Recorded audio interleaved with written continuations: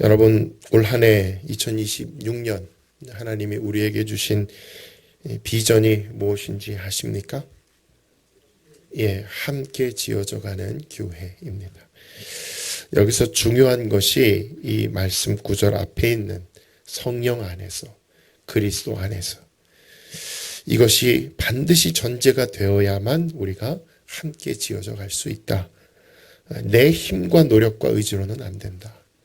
해서 지난 주일부터 이번 신년 특세 한 주 동안에 어노인팅, 즉 기름 부으심이라는 주제로 말씀을 나눴었습니다. 이제 오늘은 함께 지어져 가는 교회에서 함께의 포커스를 맞춰서 우리가 어떻게 하면 함께 지어져 갈 수 있을까? 하나가 될 수 있을까? 그것을 살펴보려고 합니다. 자, 오늘 본문은 우리에게 주 안에서 너희가 하나 되라 라고 말씀하지 않습니다. 너희는 주 안에서 하나 되라 이런 말씀들 많죠. 그런데 하나 되라가 아니에요. 하나 됨을 지켜라입니다. 여러분, 하나 되는 것은 우리의 목표가 아닙니다. 왜냐하면 그것은 이미 이루어졌기 때문입니다. 자, 오늘 본문 3절 말씀 같이 한번 읽겠습니다. 시작. 평안에 매는 줄로 성령이 하나 되게 하신 것을 힘써 지키라. 성령이 앞으로 하나 되게 하실 것이다가 아니고 하나 되게 하신 거예요. 이미 성령이 우리를 하나 되게 하셨습니다. 이건 이루어진 일이에요. 끝난 일이에요. 이건 왈가왈부할 수가 없습니다. 성령은 이미 우리를 하나가 되게 하셨습니다. 저에게는 아들 2명, 딸 하나가 있습니다. 이 아들과 딸이 남매가 되기 위해서 노력할 필요가 있을까요? 형제가 되기 위해 노력할 필요가 있을까요? 아니요. 이미 형제고 이미 남매예요. 이들이 내 자녀로 태어나는 순간부터 우리는 이미 한 가족인 거죠. 제가 믿는 하나님, 그리고 우리 성도님들이 믿는 하나님이 다릅니까? 제가 아빠, 아버지라고 부르는 분과 여러분이 아버지라고 부르는 분이 달라요? 아니죠. 그렇다면 우리는 같은 아버지를 둔 형제요, 자매인 것입니다. 이미 우리는 성령 안에서 한 형제요, 한 자매요, 한 가족임을 믿으실 수 있기를 바랍니다. 자, 에베소서 2장 19절 말씀 우리 같이 한번 읽겠습니다. 시작. 그러므로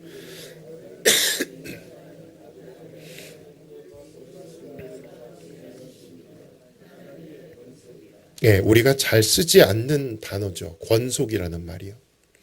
이게 뭐냐면 한 울타리 안에서 같은 음식을 먹는 사람들을 의미합니다. 그게 권속이에요.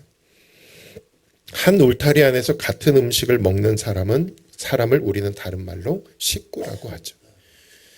가족이라고 부릅니다. 그래서 하나님의 권속이다. 하나님의 가족이다. 제 아들이 어딜 봐서 제 아들이에요?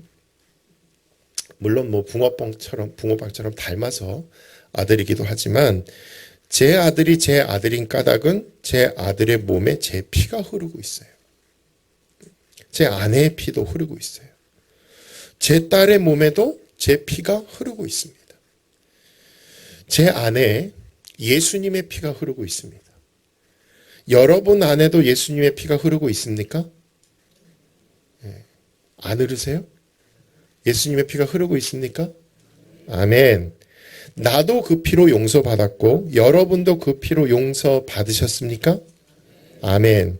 그렇다면 내가 오늘 예수님을 믿었든 아니면 아주 오래전에 예수님을 믿었든 우리는 태어나는 영적으로 거듭나는 그 순간, 회심하고 예수를 구주로 받아들이는 그 순간 우리는 이미 영적으로 하나님의 가족이요, 하나님의 권속이요, 하나님의 자녀가 된 줄로 믿으실 수 있기를 바랍니다. 2026년 새해에 하나님이 우리 교회에 주신 비전은 우리더러 한 가족이 되기를 힘써서 하나 되기를 올해는 조금 더 열심히 노력해서 함께 지어져 가라가 아니에요. 우리는 이미 하나님의 권속이고 하나가 되었어요. 우리에게 주어진 과제는 뭐냐? 따라서 합니다. 하나됨을 힘써 지켜라. 예. 자, 오늘 본문 1절 말씀을 같이 읽습니다. 시작. 그러므로 주 안에서 갇힌 내가 너희를 권하노니 너희가 부르심을 받은 일에 합당하게 행하여. 우리가 왜 하나됨을 힘써 지켜야 되는가? 그거는 목사님만 하시고 나는 안 지킬래요. 나는 그런 거 애쓰고 싶지 않아요. 아니요. 우리는 다 지켜야 됩니다. 왜냐하면 그것이 부르심에 합당한 것이라고 말씀하기 때문에 그래요. 여기 합당하다라는 말, 악시오스, 이거는 값어치를 의미합니다. 우리가 하나 되기 위해 노력하는 것이 가치가 있다, 그 말이에요. 그렇게 노력할 만큼 충분한 가치가 있는 일이기 때문에 우리는 하나가 되기 위해서 서로 노력해야 된다. 부르심은 다 달라요. 저의 부르심은 목사예요. 또 어떤 분은 초등학교 교사, 어떤 분은 병원에서 의사 또는 간호사, 어떤 분은 장사하는 분도 계시고, 어떤 분은 건물에서 청소를 하시기도 하고, 또 어떤 분은 식당에서 요리를 하시기도 하고, 부르심은 다 달라요. 여러분, 제가 설교 중에 종종 컵에 담긴 물을 마시잖아요. 근데 이 컵 안에 콜라도 넣을 수 있고, 사이다도 넣을 수 있고, 환타도 넣을 수 있고, 목사도 넣을 수 있고, 우리 권사님도 넣을 수 있고, 우리 집사님도 넣을 수 있고, 다 넣을 수 있어요. 근데 이 컵이 와장창 깨진다면 이 안에 담겨져 있는 물은 소용이 없습니다. 우리가 다양한 모습으로 부름을 받았지만 그리스도 안에서 우리가 하나됨이라고 하는 이 그릇을 지켜내지 못한다면 우리는 뿔뿔이 흩어져서 우리 부르심의 소명을 온전히 감당해내기가 어렵다는 것입니다. 나는 목회로 부름받았기 때문에 나는 내 목회만 열심히 하면 돼. 나는 교사기 때문에 교회 학교만 열심히 하면 돼. 나는 주방 봉사를 맡았기 때문에 주방만 열심히 하면 돼. 그걸로 하나님께 영광을 돌릴 거야. 잘하셨어요. 그건 좋은 생각이에요. 그러나 내가 어떤 부르심을 받았던지 우리가 그리스도 안에서 하나됨을 지키지 못한다면 이 그릇이 깨져버리는 것이며 그러면 그 안에 담겨있는 것들이 흘러내려요. 그러면 이 흘러내린 물이 세상을 어떻게 바꾸겠습니까? 누군가는 눈의 부르심을 받았어요. 고린도전서 12장에 보면 누군가는 눈으로 잘 봐요. 다른 사람은 못 보는데 그분은 잘 봐요. 왜냐하면 눈의 부르심을 받았기 때문에. 어떤 분은 코의 부르심을 받았어요. 개코라고 하죠. 잘 맡아요. 또 어떤 분은 입의 부르심이 있어요. 그래서 말을 참 잘하세요. 어떤 분은 손의 부르심이 있고 또 어떤 분은 발의 부르심이 있어요. 근데 이 모든 몸을 다 쪼갠다고 생각해 보세요. 발 따로, 손 따로, 눈 따로, 입 따로 그러면 그 몸은 죽습니다. 우리가 부르심을 받은 것은 다양하지만 그 부르심은 성령 안에서 하나됨을 힘써 지켜갈 때에 그 부르심이 온전할 수 있다는 것입니다.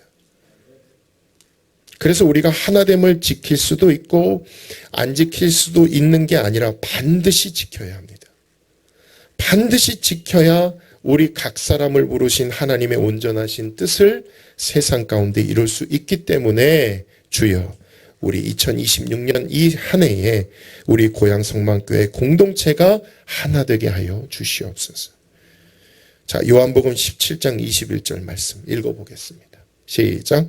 아버지여, 아버지께서 내 안에, 내가 아버지 안에 있는 것 같이 그들도 다 하나가 되어 우리 안에 있게 하사 세상으로 아버지께서 나를 보내신 것을 믿게 하옵소서. 여러분, 우리가 세상에 나가서 어떻게 예수님이 하나님의 아들이신 것을 증거할까요? 예수님이 그리스도이신 것을 어떻게 증거할까요? 예수님이 길이요 진리요 생명이신 것을 우리가 어떻게 증거하냐는 거예요. 어떻게 세상으로 하여금 예수님이 바로 하나님이 보내신 분이다 그걸 믿게 할 거냐는 거예요. 교회에서 여러 모양으로 집회를 합니다. 프로그램을 가지고요. 기발한 전도용품도 개발합니다.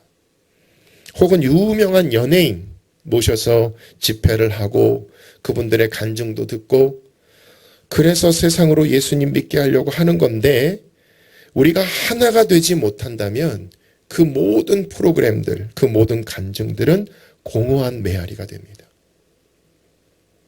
제 아무리 훌륭한 프로그램과 훌륭한 집회가 할지라도 그 교회가, 그 성도들이 하나가 되지 못하면 세상은 우리가 예수님 믿으세요. 그러면 세상은 말해요. 너나 잘하세요.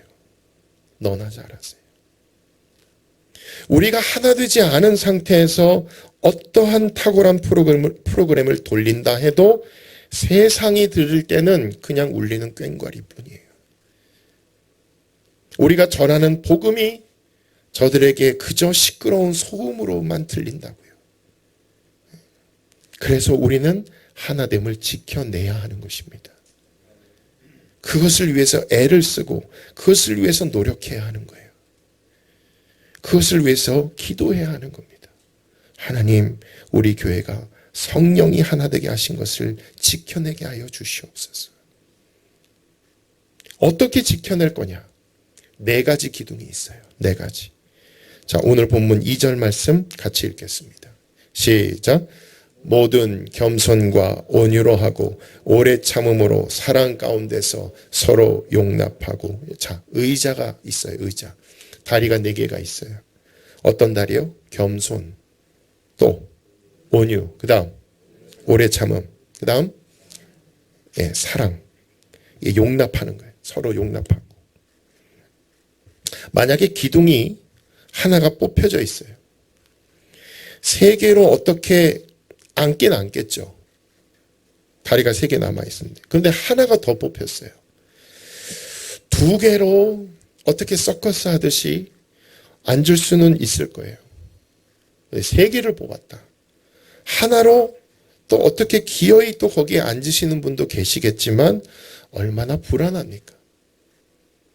우리가 왜 하나 되지 못하느냐? 왜 우리가 서로 분열하느냐? 왜 우리가 갈갈이 찢겨지느냐? 왜 교회들이 이렇게 흩어지느냐? 간단합니다. 첫째, 겸손하지 않았기 때문입니다. 다른 말로 교만했기 때문입니다. 그러면 쪼개져요.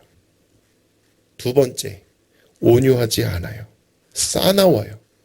그러면 쪼개집니다. 오래 참질 않아요. 오래 참아야 되는데 오래 안 참아요. 그리고 막 질러버려요. 그러면 쪼개집니다. 용납해줘야 돼요. 사랑으로 품어줘야 돼요. 그런데 안 품어요. 그냥 가차없이 잘라내요. 그러면 하나가 될 수가 없습니다. 겸손이 무엇입니까? 겸손은 단순히 내 자신을 낮추는 게 아니에요. 성경은 겸손을 아주 심플하게 이야기해 줍니다. 빌립보서 2장 3절 말씀 같이 읽습니다. 시작. 아무 일에든지 오직 겸손한 마음으로 각각 자기보다 남을 낮게 여기고. 따라서 합니다. 당신이 나보다 뭐예요? 낫습니다. 이게 겸손이에요. 자, 옆에 사람 보시면서 당신이 나보다 낫습니다. 시작. 속으로 알긴 안 해? 그건 교만이에요, 여러분. 그건 교만입니다. 자, 한 번 더요. 당신이 나보다 낫습니다. 아들아, 네가 나보다 낫다. 딸아, 아빠는 너 나이 때 그렇게 못했어. 네가 나보다 더 낫다. 그게 겸손이에요. 상대방을 나보다 낫게 여기잖아요. 그럼 하나가 됩니다. 교회가 하나 되고 가정이 하나 돼요. 그러면 기둥이 든든하게 세워져요. 여보, 당신이 나보다 낫소. 그러면 견고해져요. 그런데 반대로 내가 너보다는 나아. 그 순간부터 갈등이 시작돼요. 나는 옳고 너는 틀려. 내가 위고 너는 아래야.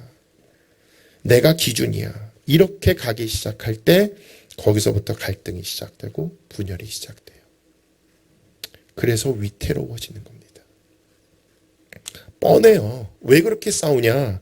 왜 그렇게 갈등하냐? 어떤 공동체든 어떤 가정이든 어떤 단체든 들어가 보면 교만했기 때문이에요. 교만은 뭐냐? 내가 맞다는 거예요. 내가 하는 게 내 생각이 맞다. 너는 틀렸다. 이렇게 가면 그건 끝도 안 보여요. 교회는 어떤 곳이냐? 집사님이 저보다 나으세요. 권사님이 역시 저보다 나으십니다. 그러면 하나가 되기 시작합니다.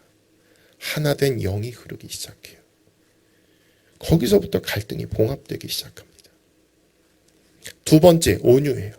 이 온유라는 단어, 프라우테오. 이게 뭐냐면 야생마를 길들일 때 쓰는 용어입니다. 야생마가 얼마나 거칠어요? 사람이 통제할 수가 없어요. 힘이 아주 좋아요. 그런데 프라우테오가 뭐냐면 길들여지는 거예요. 이제 드디어 야생마 위에 사람이 올라타요. 예전에 가졌던 야생마의 힘, 야생마의 기운이 없어진 건 아니에요. 힘과 기운은 그대로 있는데 이제 그 기질이, 그 성격이, 그 템포가 이제는 주인의 뜻에 맞춰가요. 주인이 가자. 그러면 나는 안 가고 싶어도, 내 기질은 안 가고 싶어도 예, 알겠습니다 하고 가면 그게 온유한 거예요. 근데 주인이 가자. 그런데 안 가요. 여전히 내 꼬라지가 나와요. 속에서부터. 나 싫어요. 나 그거 하기 싫어요. 나 예배 드리기 싫어요. 그게 나오는 거예요. 온유하지 않은 겁니다.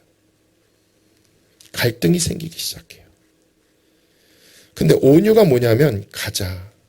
나는 싫어도 예. 또 반대로 나는 막 하고 싶어도 주님이 하지 마라. 그러면 예 하고 거기서 멈출 줄 아는 거예요. 그게 온유예요. 그러면 하나가 될 수 있습니다. 우리의 문제는 뭐냐? 중간에 필터링이 없다는 거예요. 기어이 그 말을 해버려요. 하지 말았어야 되는데 기어이 그 말을 해버려요. 그리고 나서 후회해요. 그리고 나중에 저는 뒤끝은 없어요.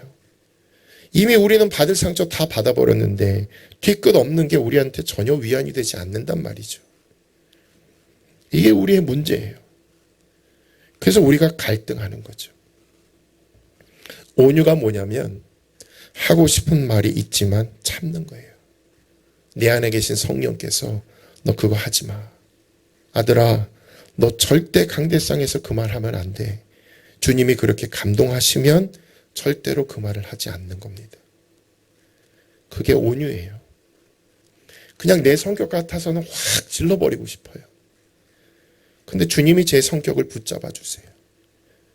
마치 야생마를 붙잡듯이 주님이 제 성격을 주장해 주시는 것이죠. 그러면 하나가 될 수 있다.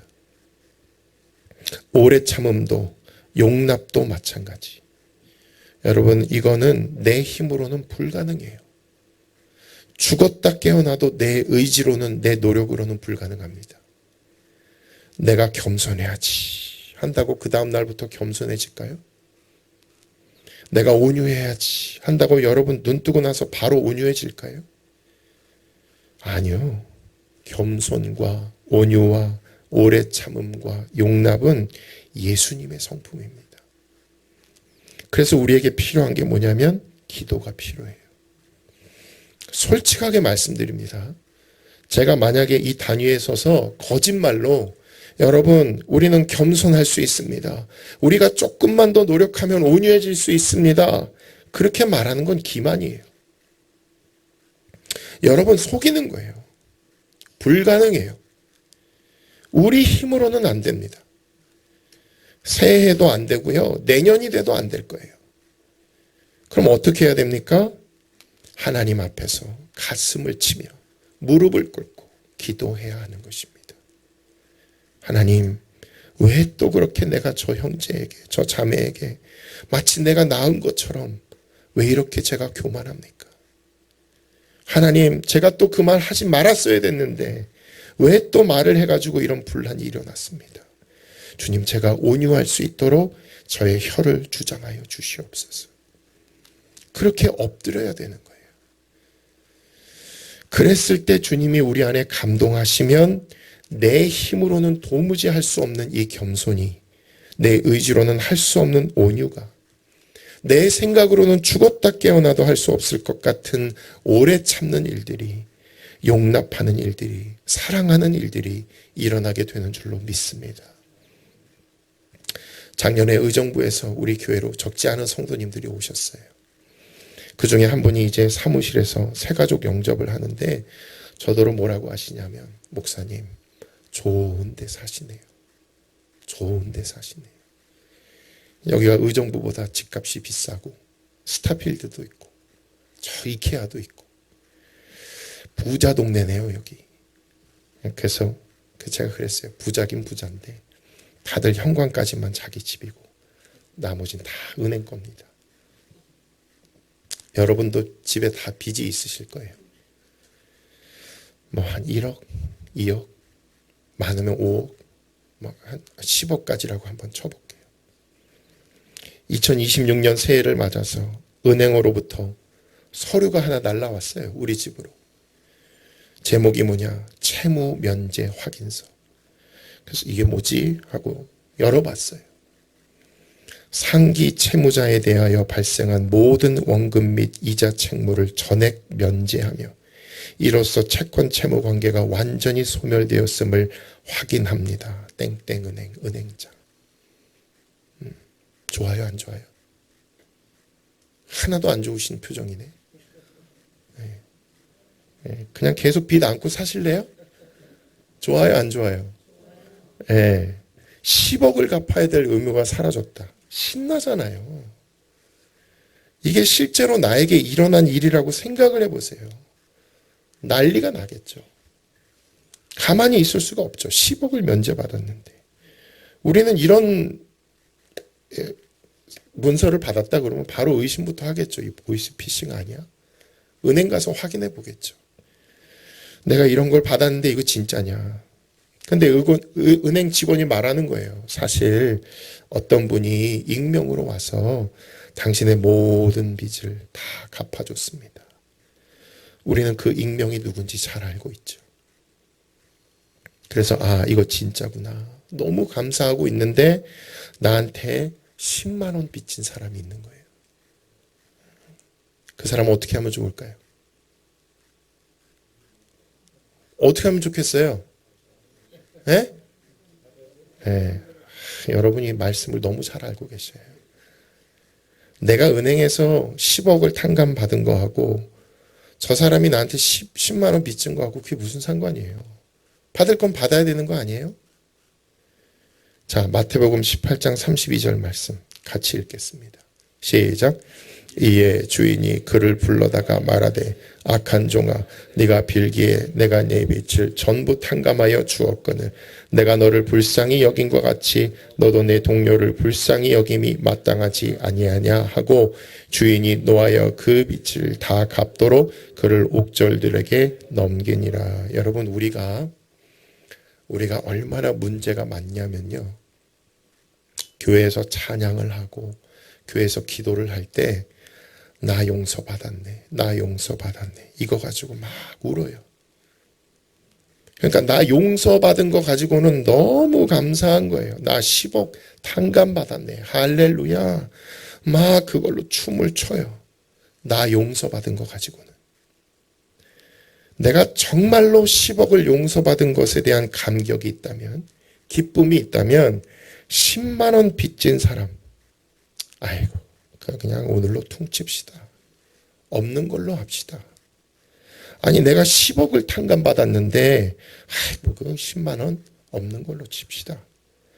나도 당신은 면제해 주겠소 라고 가야 내가 진짜로 그 은혜 받은 사람다운 결과가 아니겠는가. 근데 마치 형제가 내게 10만 원 빚진 게 내가 은행으로부터 10억을 탕감받은 것보다 훨씬 더 큰 것 같아요. 나는 절대로 이건 용서 못할 일인 거예요. 나는 이건 절대로 받아들일 수 없는 일인 거예요. 이건 정확하게 계산해야 되는 일인 거예요.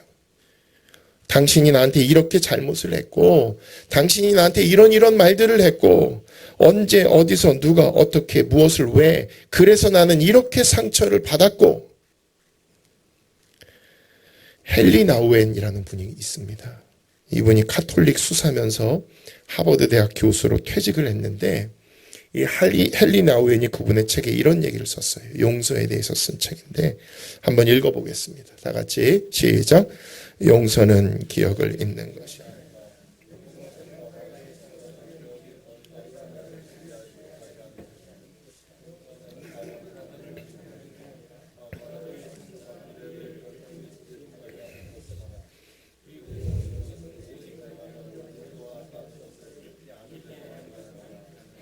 이것은 오직 내가 먼저 용서받았다는 것을 어떻게 해요? 깊이 아는 데서만 가능하다. 어제 내가 면제받은 영수증을 받아놨는데 오늘 벌써 다 까먹어버린 거예요. 내가 얼마만큼의 빚을 탕감받았는지를 벌써 다 잊어버린 거예요. 그러면서 또 삐지는 거예요. 또 토라지는 거예요. 용납이 안 되고 용서가 안 되는 거예요. 그러면 우리는 하나가 될 수가 없다. 그러면 우리가 하나가 되려면 어떻게 해야 되는가? 저도 여러분도 다 십자가 앞에 서야 됩니다.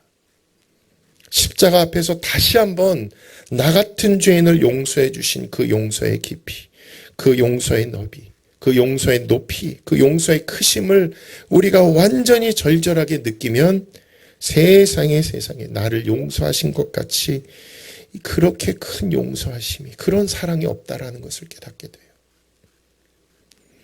그게 느껴지면 나에게 10만 원 빚진 것, 나에게 10만 원 서운하게 한 것, 10만 원 상처 준 것, 용서할 수 있는 마음의 여유가 생겨요. 머리로 용서하는 거 아니에요, 여러분. 불가능해요. 절대로 안 됩니다. 윤리적으로, 도덕적으로 그래, 용서해야지. 하나님 말씀이 용서해야 된다 그랬으니까 내가 한번 용서해 봐야지. 용서해야 축복이 온대. 그런다고 여러분 용서가 돼요? 용서는요, 하는 게 아니고요, 용서는 되는 것입니다.